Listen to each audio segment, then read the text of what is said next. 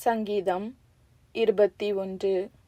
கர்த்தாவே, உம்முடைய வல்லமையிலே ராஜா மகிழ்ச்சியாயிருக்கிறார். உம்முடைய இரட்சிப்பிலே எவ்வளவாய் களி கூறுகிறார். அவருடைய மன விருப்பத்தின்படி நீர் அவருக்கு தந்தருளி, அவருடைய உதடுகளின் விண்ணப்பத்தை தள்ளாதிருக்கிறீர்.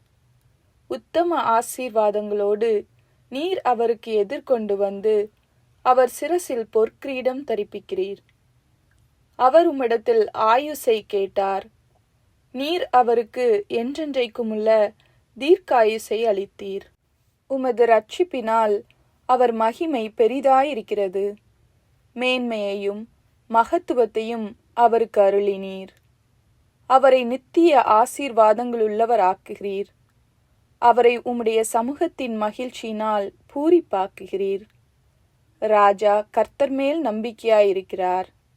உன்னதமானவருடைய தயவினால் அசைக்கப்படாதிருப்பார். உமது கை உமது சத்துருக்கள் எல்லாரையும் எட்டி பிடிக்கும். உமது வலது கரம் உம்மை பகைக்கிறவர்களை கண்டுபிடிக்கும். உமது கோபத்தின் காலத்திலே அவர்களை அக்கினி சூளையாக்கி போடுவீர். கர்த்தர் தமது கோபத்திலே அவர்களை அழிப்பார்.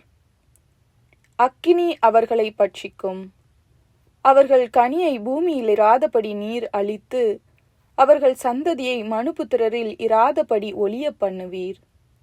அவர்கள் உமக்கு விரோதமாய் பொல்லாங்கு நினைத்தார்கள். தீவினையை எத்தனம் பண்ணினார்கள். ஒன்றும் வாய்க்காமற் போயிற்று. அவர்களை இலக்காக வைத்து உம்முடைய அம்புகளை நாணேற்றி அவர்கள் முகத்திற்கு நேரே விடுகிறீர். கர்த்தாவே, உம்முடைய பலத்திலே நீர் எழுந்தருளும். அப்பொழுது உம்முடைய வல்லமையை பாடி கீர்த்தனம் பண்ணுவோம்.